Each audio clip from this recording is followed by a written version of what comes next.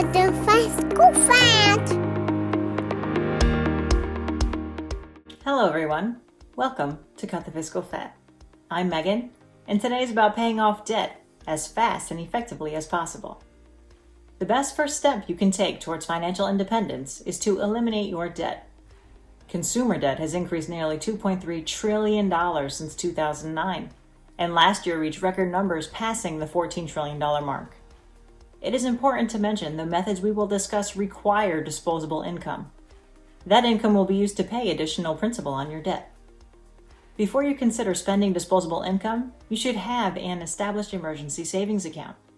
It's recommended that this account hold a minimum 4 to 6 months of expenses to help you manage difficult times, such as a job loss or economic uncertainty. That being said, let's get into it.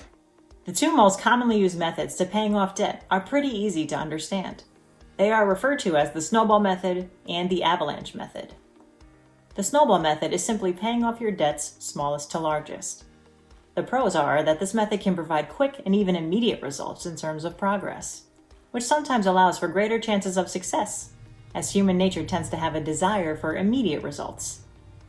The con of this method is that it does not take into consideration your interest rates, and is typically not the best use of your monies.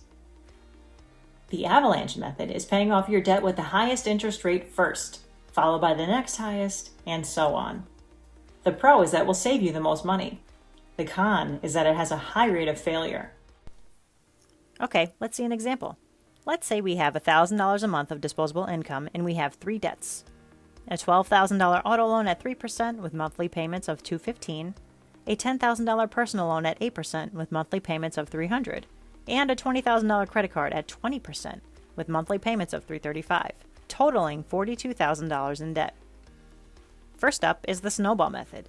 Using this method, you would pay off the smallest balance first. So starting with a personal loan of $10,000, if you were to take your disposable income and apply it to your monthly payment and make $1,300 payments, it would take you 8 months to pay off and cost you $300 in interest. Next up is the auto loan at $12,000. Your new balance after 8 months of regular payments is $10,502, and you paid $227 in interest. If you take your $1,300 and apply it to your auto payment for a new payment of $1,515, it would take you another 8 months to pay this balance off and cost you an additional $105 in interest. Last is the credit card, which started at $20,000.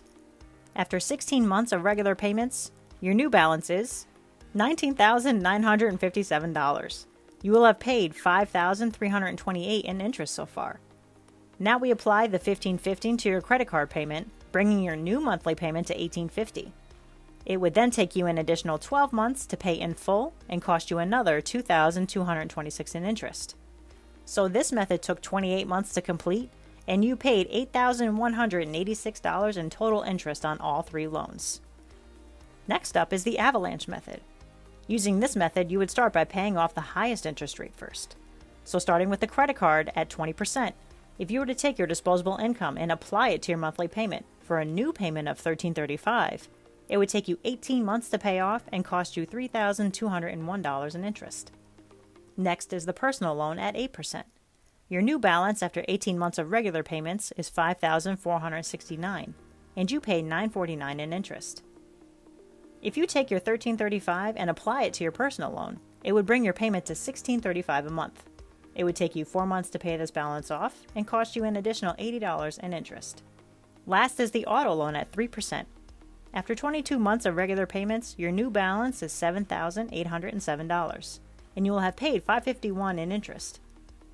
If you add the $1,635 to your auto loan payment, bringing your new monthly payment to $1,850, it would take you an additional 5 months to pay in full and cost you another $51 in interest. This method took 27 months to complete and cost you $4,832 in interest. Now, let's look side by side. The Snowball method took 28 months to complete and cost you $8,186 in total interest, while the Avalanche method took 27 months to complete and cost you $4,832. That is 1 month faster and $3,354 cheaper than the Snowball method. However, it took only 8 months to see an accomplishment using the Snowball method, to whereas it took 18 months to get there with the Avalanche method, more than twice as long. If you were to make no additional principal payments and only pay your monthly minimum, your personal loan would take you a little over 3 years to pay off and cost you $1,347 in interest. Your auto loan would take you 5 years to pay off and cost you $940 in interest. And your credit card would take you almost 27 years to pay off and cost you $87,482 in interest, bringing your total interest paid on $42,000 to $89,769. So go get your free tracker on our website if you haven't already, and write down all of your debt. Be sure to include your interest rates and your remaining balances. This will give you a full snapshot of your debt.